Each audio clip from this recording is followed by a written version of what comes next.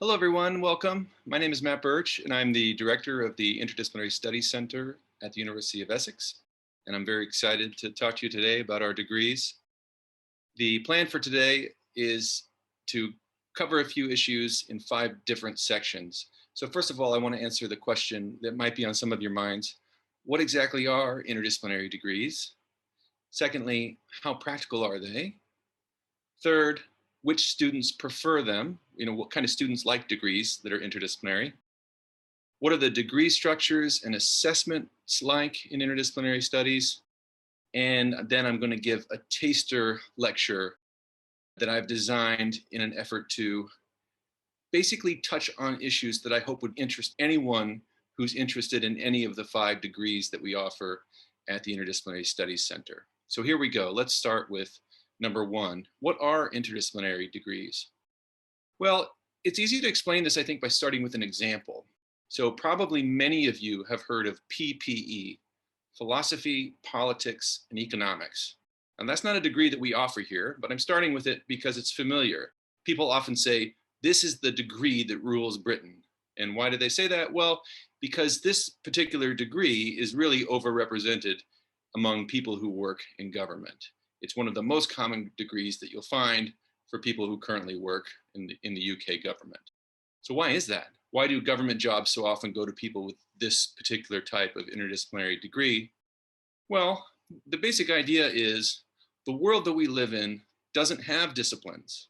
What the world has are problems, and problems can't be solved by any single one discipline. So let's think about an example. A problem that everyone has been coping with one way or another is the COVID crisis. And the government is no exception. There have been a lot of problems that have come up in the government in trying to deal with the COVID crisis. And so think about the kind of solutions that they have to come up with when they're trying to solve these different problems that crop up around COVID.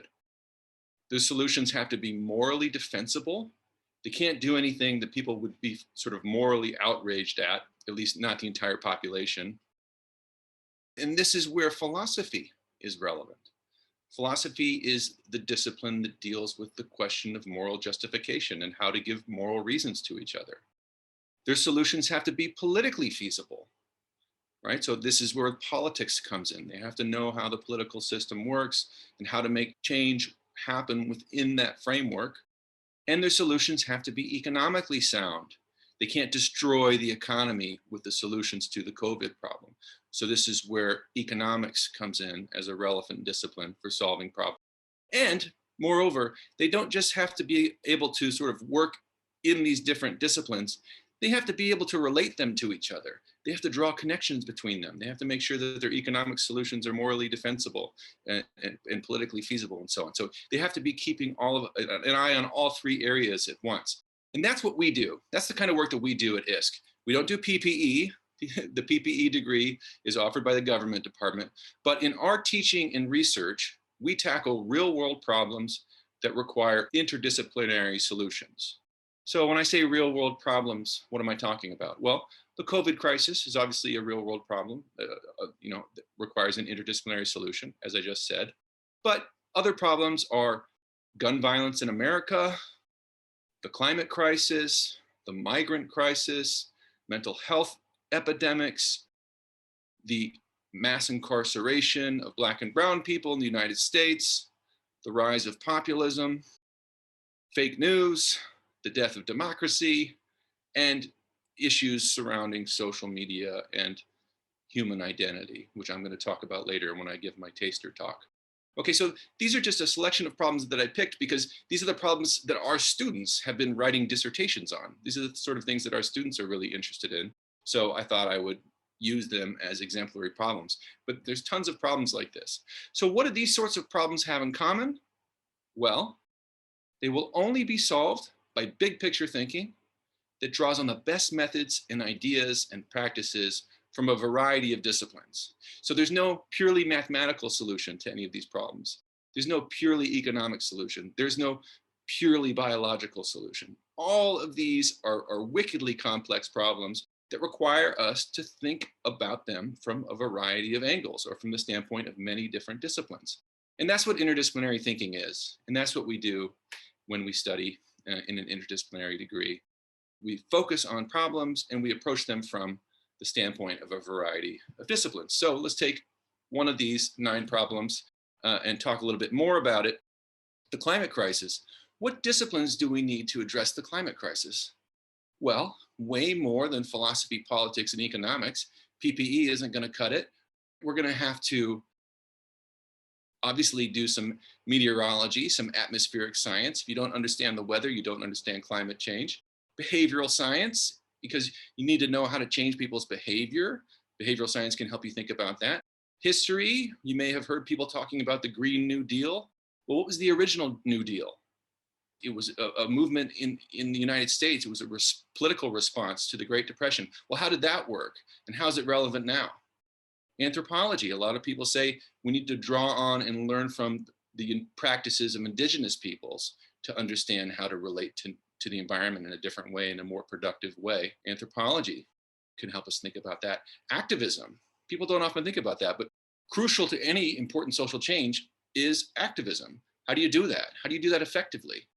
Literature, one of the difficult things with climate change is people have a hard time imagining what it would be like to really feel the force of the problem. Well, literary depictions of climate change can do that for us. The arts, right? They can intervene practically and motivate people to make changes and also help them imagine the future that's headed our way.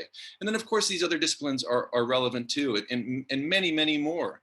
Climate change is a complex, wicked problem. We need to bring all of our best tools and all of our best resources to bear on it.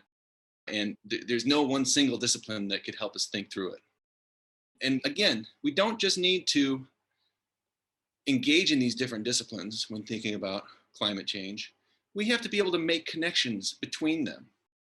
And again, we don't just focus in on one particular problem when we're studying these sorts of issues, but we also want to see the connections between those problems. And this is the sort of thing that I see our students with their interdisciplinary approach to their education doing time and again. They're pursuing the problems that are most interesting to them, making connections between those problems, and pursuing the disciplines that are most interesting to them and making connections between them. Okay, so by focusing on real world problems, our students are challenged to grow intellectually and morally. They are engaged in the things that they most care about. They don't have to do things that they find utterly boring just because it's something that you have to do in some given discipline. They do the things that they're most interested in doing. And again, this inspires them to make connections between the different things that they study and to seek connections and common solutions to the problems that they're interested in. Okay, so these are our degrees. We offer 5 degrees at the Interdisciplinary Studies Center, and all of them share that interdisciplinary approach in common. So if you study with us, you could pursue a BA in liberal arts or global studies, American studies, social change, or European studies. I can't go into detail about every single one of them today because I'm presenting the center as a whole to you, but you can definitely follow up with the directors of these different degrees with specific questions. We would all be happy to answer them. I'm the director of the BA Liberal Arts, by the way. Okay, and these are the other directors. I'm going to give you their emails at the end of my talk. So what I want you to do right now is to ask yourself, why would I want to study one discipline when I live in a world that has problems, not disciplines? I'm not saying you don't. Maybe you do want to study just one discipline. Maybe you found your one passion and that's the thing that you want to dedicate all your time and energy to for the next 3 years.